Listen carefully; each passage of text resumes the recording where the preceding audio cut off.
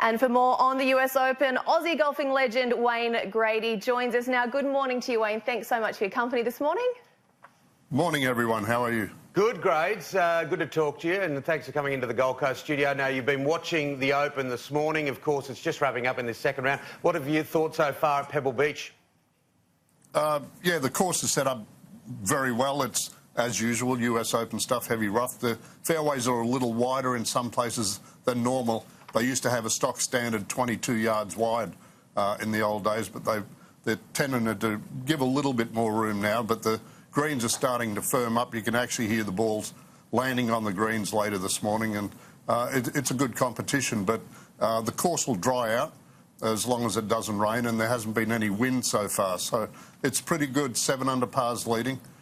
Scotty's 4 back at 3 under par. Jason's just 1 over. So it's a good situation. Yeah, the Australians are in the hunt. And Julie, Tiger Woods, every time you hear his name, you hear the roar. Yeah. It's absolutely amazing. And I mean, it seems like such a broad question, but how has Tiger changed the game? You see those crowds just flocking behind him. Yeah, absolutely. I mean, when he was out for those few years, I didn't think we needed Tiger back because we had such a good group of players, and your Jordan Spieth and Justin Rose and all these young guys that were playing great, Jason Day. All the young guys, Rory McIlroy, that were playing well. But when Tiger did come back and played, the ratings instantly went up.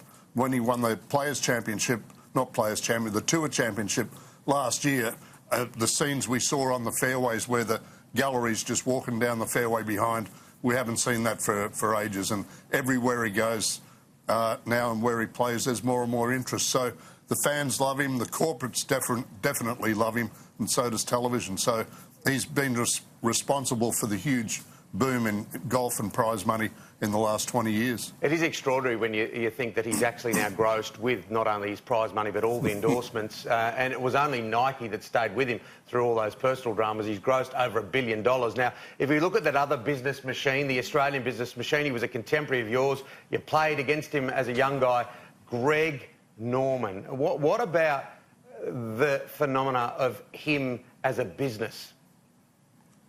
Well, Greg doesn't earn a lot of endorsements at the moment because he's not active on the golf course, but he built a business empire many, many years ago, and he's been very successful. Golf course design, restaurants, wines, multiple different businesses. So he's very diversified. He's a very tough business person, and he's been very successful. So yeah, the Shark was always determined and in anything that he did, and he wanted to be the best at anything he did, and he's done a great job of it. It is such a big business now. There is so much to being a professional athlete. How has golf changed since you first came on the scene? Well, we used to play a lot more because we had to. There was no money, real money around then, so we used to play 40-plus tournaments a year. The guys now play around the 20 to 23 tournaments because they can afford to do that. When I finished playing when I first went to the States, we were playing for about $500,000 a week. That was in the mid-'80s, and I remember Bob Shearer saying to me, you got in at the right time, Grades, the money's increasing, and he was just leaving the States. And then when I finished, we were playing for about $1 million at the late 1990s, and we were playing for $1 million a week.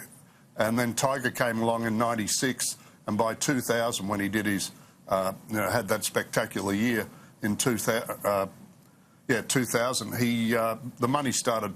They were playing for $6 and $7 million a week then. So Tiger was responsible for that increase, and now they're up, as you just said earlier in the program, Timmy, $12.5 million this week.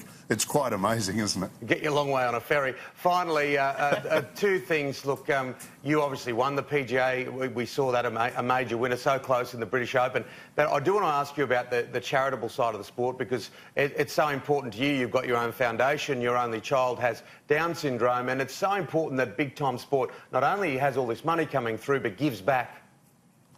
Yeah, well, they do. The PGA Tour do it better than anyone else. They give to charity.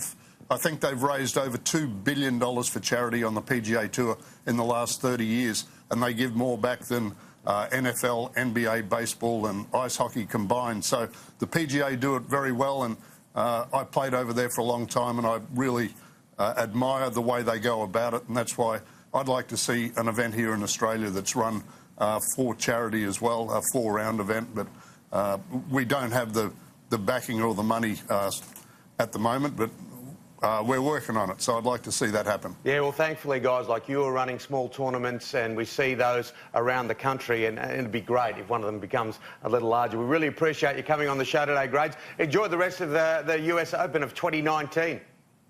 I will, mate, and you're invited to the next one again, Timmy. I'll bring Julie along. Yeah, that'd be nice. Righto. Good.